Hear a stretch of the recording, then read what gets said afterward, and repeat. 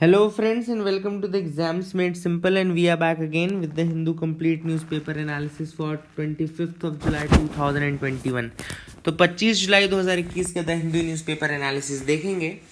शुरू करने से पहले I am really very sorry for not making videos for the last 3 to 4 days. कुछ दिनों से इरेगुलर न्यूज़ एनालिसिस हुआ, उसके लिए I am really very sorry for all that thing, and I will really try my best to cover all the missing facts. जितने भी facts अभी तक मिस हुए हैं वो सारे कवर करने की मैं कोशिश करूंगा। जो भी न्यूज़ एनालिसिस मिस किए हैं उन सभी को कवर करने की कोशिश मैं करूंगा। That is a promise from my side. Start करेंगे आज का न्यूज़ एनालिसिस कुछ सवालों के साथ। पहले आज के कुछ सवाल जिनके जवाब आपको देने हैं। So the first question, as you can see in your screens, is Rajaji National Park, sometimes seen in news, is located in which of the following states? इनमें से कौन से स्टेट में लोकेटेड है Rajaji national park? Options are A Madhya Pradesh, B Himachal Pradesh, C Jammu Kashmir या D Uttarakhand. The correct answer for this will be D Uttarakhand. Uttarakhand will be the correct answer. दूसरा सवाल है which of the following states taxes are subsumed under the goods and services tax? इनमें से कौन कौन से taxes subsume कर लिए गए हैं under the goods and services tax? First is state VAT tax, second is central sales tax, third is entry tax. तो आपको ऑप्शंस है 1 only, 1 and 2 only, 2 and 3 only या 1, 2 and 3 ओनली। तो जैसा कि आप देख पा रहे हैं the correct answer for this will be D 1, 2 and 3, यानी कि तीनों के तीनों जो टैक्स मेंशन्ड है, यानी कि state VAT tax, central sales tax and third the entry tax, ये सारे के सारे जो है वो सब्ज्यूम कर लिए गए हैं। Third question is Tobin tax related. Third question is related to Tobin tax. दो स्टेटमेंट्स हैं। पहला स्टेटमेंट कह रहा है it is a tax imposed on all the foreign exchange transactions. Second statement is it is not implemented anywhere in the world till now. तो कौन सा statement सही है? 1 ओनली, 2 ओनली, बोथ या none? So see both are the correct answers for that, correct statements for this. So these are the 3 questions. I hope you got clarity regarding these 3 questions. आपको समझ में आया होगा।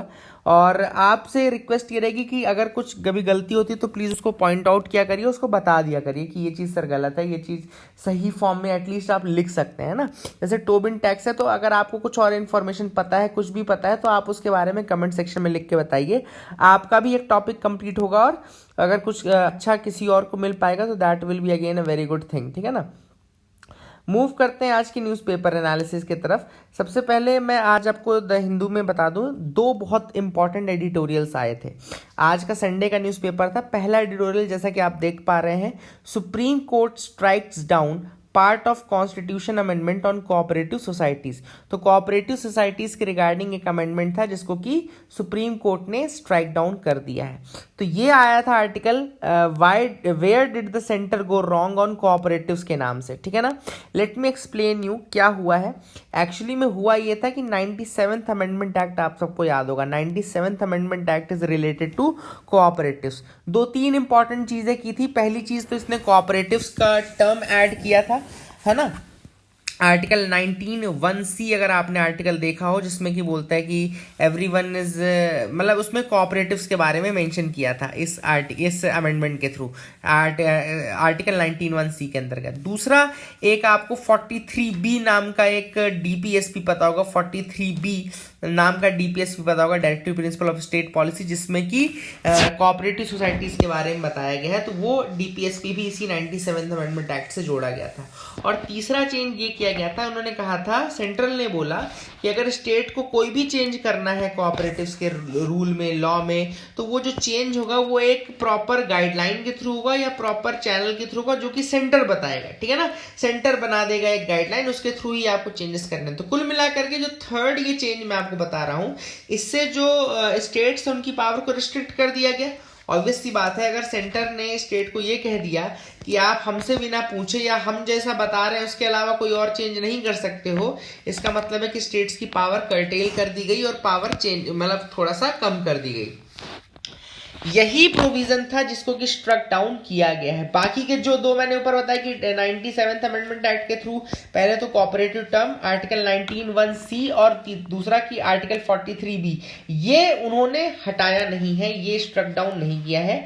जो जजेस था उनका ये कहना था, जजेस का ये कहना था कि अगर आप स्टेट्स को ये बोल रहे हो जिनका कि पूर्णाधिकार होना चाहिए कोऑपरेटिव्स के ऊपर, क्यों होना चाहिए? क्योंकि जो कोऑपरेटिव्स हैं वो लिस्ट नंबर मतलब कि वो स्टेट लिस्ट का हिस्सा होते हैं। स्टेट लिस्ट में एंट्री नंबर 32 याद रखेगा, स्टेट लिस्ट की एंट्री नंबर 32 जो है वो कोऑपरेटिव्स की होती है। तो इनका ये कहना था कि भैया जब स्टेट्स की एंट्री है में है, स्टेट्स की लिस्ट में है, तो कोऑपरेटिव्स में अगर वो लॉ नहीं बना पाएंगे तो ये तो उनके पावर का कर्टेलमेंट हो गया, ये उनकी पावर कम कर दी गई।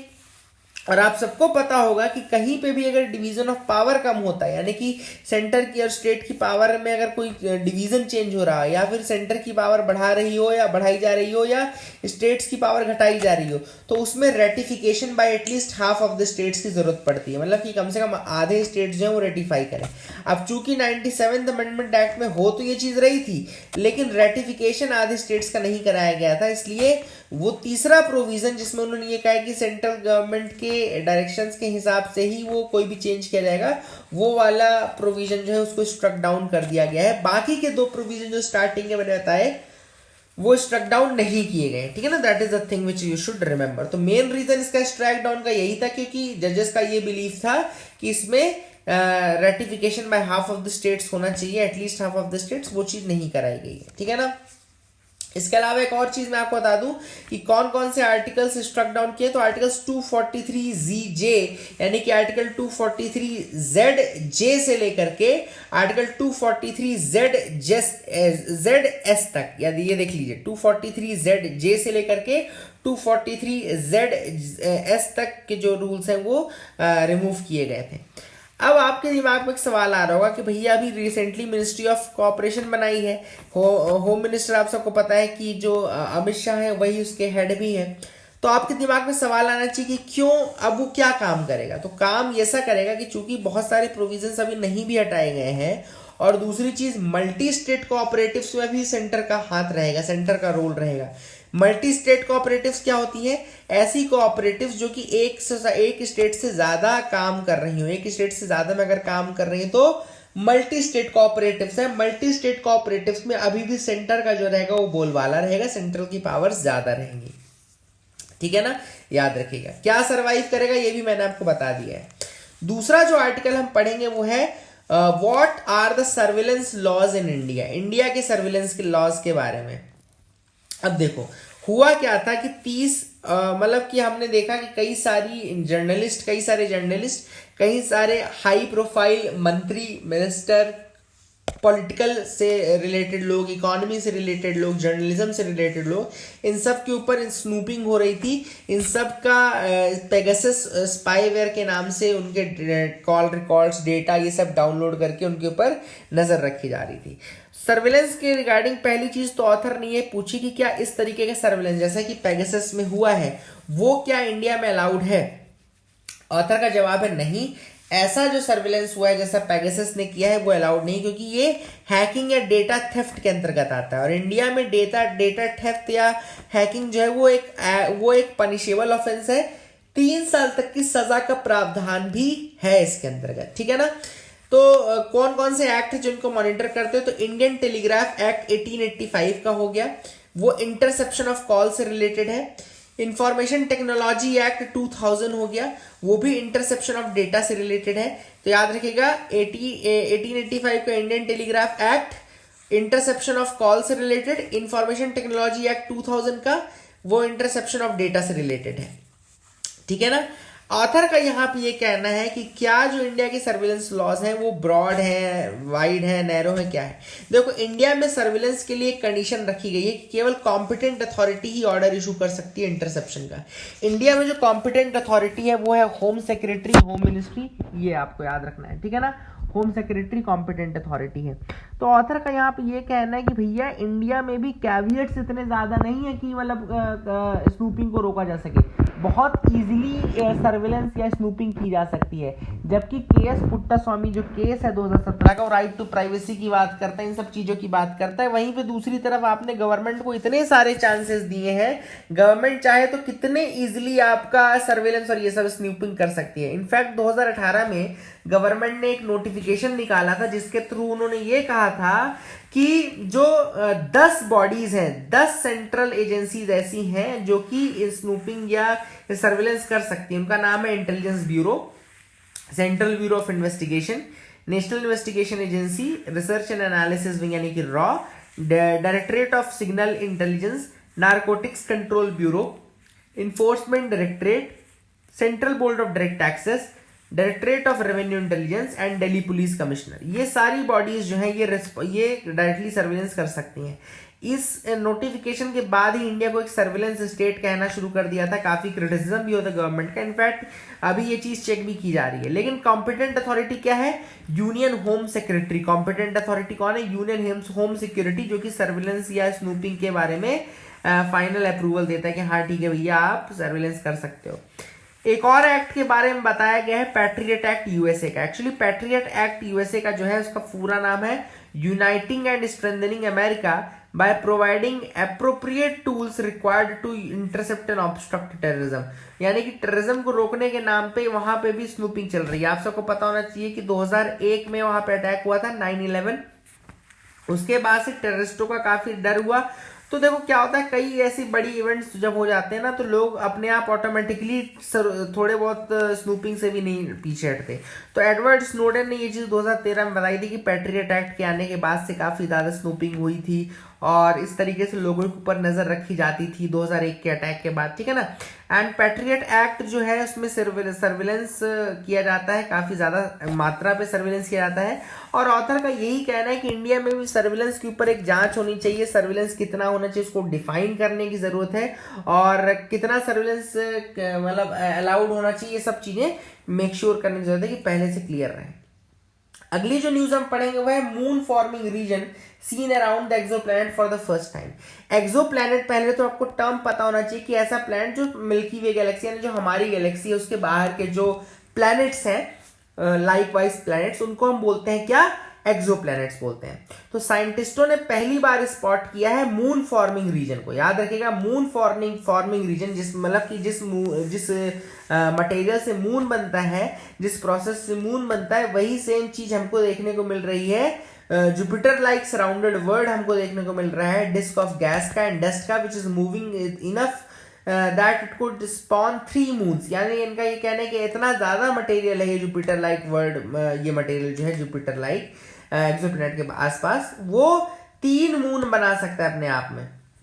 ये पता कहां से चला है? तो एल्मा ऑब्जर्वेटरी है चिली के अटाकामा डेजर्ट में। एल्मा ऑब्जर्वेटरी है चिली के अटाकामा में, जहां से ये चीज डिटेक्ट की गई है। याद रखिएगा, चिली के अटाकामा डेजर्ट की एल्मा ऑब्जर्वेटरी ने इस चीज को डिटेक्ट किया है। आई hope you got clarity regarding that.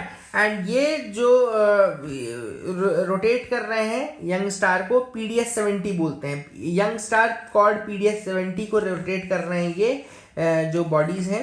And जो मून फॉर्मिंग सब्सटेंस है वो रोटेट कर रहा है किसके अराउंड? पीडीएस 70 के अराउंड रोटेट कर रहा है। पीडीएस 70 के अराउंड रोटेट कर रहा है, ये भी आपको याद रखना है। और ये जो पीडीएस 70 है काफ़ी दूर है, 370 लाइट ईयर्स दूर है from the earth. Light year आपको याद रखना है कि डिस्टेंस की यूनिट है एंड 9.5 ट्रिलियन किलोमीटर के आसपास होता है। अब जो ये डिस्क है इसको हम बोलते हैं सर्कमप्लैनेटरी डिस्क। याद रखेगा, this disk is known as circumplanetary disk. क्या बोलते हैं इसको? सर्कमप्लैनेटरी डिस्क बोलते हैं। एंड याद रखिएगा, more than 4400 exoplanets have been discovered outside our solar system and more than 4000 planets, 4400 से ज्यादा प्लैनेट्स हमारे सोलर सिस्टम के बाहर डिस्कवर किए गए हैं जिनको एक्सोप्लैनेट्स कहा जाता है। तो हमारे सोलर सिस्टम के बाहर के जो प्लैनेट्स हैं वो एक्सोप्लैनेट्स कहलाते हैं। हमारे सोलर सिस्टम के बाहर के जो प्लैनेट्स हैं वो एक्सोसिस्टम कहलाते हैं। याद रखिएगा इस चीज को, है ना। एंड बहुत कम ही में ये चीज़ डेवलप हो पाई है मून फॉर्मिंग सब्सटेंस, लेकिन पीडीएस 70 जो है उसके अराउंड देखने को मिला है ये पीडीएस 70 के अराउंड, ठीक है ना। याद रखिएगा। China mills turning tutoring companies into non profit. तब चाइना ने एक फोर्सफुल लॉ निकाला जिसमें उन्होंने ये कहा कि जो ट्यूटरिंग कंपनीज यानी कि जो ट्यूशन प्रोवाइड कराती हैं एजुकेशन के बाद, वो नॉन प्रॉफिट में कन्वर्ट हो जाएंगी, वो प्रॉफिट मेकिंग अब एंटिटी नहीं रहेगी। अब ऐसा क्यों किया गया? तो जो उनका रीजन है चाइना का, वो मैं आपको बता दूं। उनका रीजन ये है कि जो बच्चे हैं उनके ऊपर काफी ज्यादा बोझ बढ़ रहा है, तो वो बोझ कम करने के लिए ऐसा वो कर रहे हैं, ठीक है ना। दूसरा जो वैलिड रीजन ज्यादा है वो मैं आपको बताता हूँ। एक्चुअली हो क्या रहा है कि चाइना में आप सबको पता है यंग पॉपुलेशन घटती जा रही है और वो चाइल्ड पॉपुलेशन बढ़ाना चाहते हैं।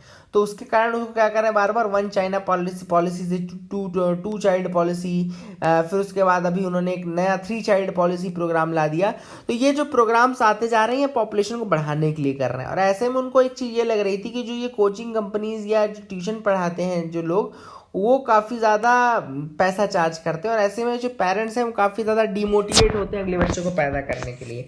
तो ऐसे में अगर हम इस चीज़ को फ्री कर दें, ये पूरा का पूरा सेक्टर एजुकेशन फ्री हो जाए इस तरीके से, तो इसमें क्या होगा कि लोग ज़्यादा से ज़्यादा बच्चों को और पैदा करेंगे, और जब एजुकेशन फ्री रहेगा तो उसका भी फ़ायदा उठाने की कोशिश करेंगे, ठीक है ना। तो कुल मिलाकर के इसीलिए ट्यूटरिंग को अब फ्री करने का चाइना ने फोर्सफुल बोला है, और चाइना ने कह दिया कि भैया अब आप इसमें पैसे नहीं लेंगे। और रीज़न जो है मैंने आपको बताया कि वही है कि पेरेंट्स को फ्री करना, पेरेंट्स को पैसा ना देना पड़े, और वो और ज़्यादा कहना चाहिए बच्चे पैदा करने के लिए मोटिवेट हों। अगली जो न्यूज़ है वो है टाइफून इन्फा के बारे में। तो अगर आपसे कोई पूछे कि टाइफून इन्फा कहाँ पे आया था, तो लेट मी टेल यू कि टाइफून इन्फा याद रखिएगा ये चाइनीज टाइफून है। एंड टाइफून कुछ नहीं होता, टाइफून एक्चुअली में ट्रॉपिकल साइक्लोन का ही एशियन नाम होता है। एशिया में उसको एशियन राइज बोलते हैं, और चाइना और जापान में उसको क्या बोलते हैं, चाइना जापान में टाइफून बोलते हैं, सॉरी चाइना जापान में टाइफून बोलते हैं, और हमारे वाले रीजन में उसको ट्रॉपिकल साइक्लोन बोलते हैं। हरिकेन बोलते हैं उसको नॉर्थ अमेरिका वाले रीजन में, एंड ऑस्ट्रेलिया में उसको विली विलीज बोलते हैं। याद रखिएगा, ऑस्ट्रेलिया में उसको विली विलीज बोलते हैं, और चाइना में उसको टाइफून बोलते हैं, जापान में उसको टाइफून बोलते हैं, और अमेरिका में उसको बोलते हैं हरिकेन्स, एंड विली विलीज बोलते हैं ऑस्ट्रेलिया में। हमारे इंडियन ओशन रीजन में ट्रॉपिकल साइक्लोन बोलते हैं। अगली न्यूज है US pledges $100 million in emergency aid for Afghan refugees. US ने कहा है भैया कि हम $100 मिलियन प्रोवाइड करेंगे for emergency aid to the Afghan refugees. Afghan refugees के लिए $100 मिलियन का इमरजेंसी एड कौन दे रहा है, यूएसए प्रोवाइड कर रहा है। इसको आप याद रखिएगा, यूएसए प्रोवाइड कर रहा है aid to the Afghan refugees $100 million की। And this fund will be there to meet unexpected urgent refugee needs unexpected पूरा करने के लिए दिया जा रहा है। That is the thing which you should understand. So I hope you got clarity regarding these news items of the day. आपको समझ में आ गया होगा। Please do like us, please do share us, please do subscribe us, and we will be back with another video. Thank you and have a nice day.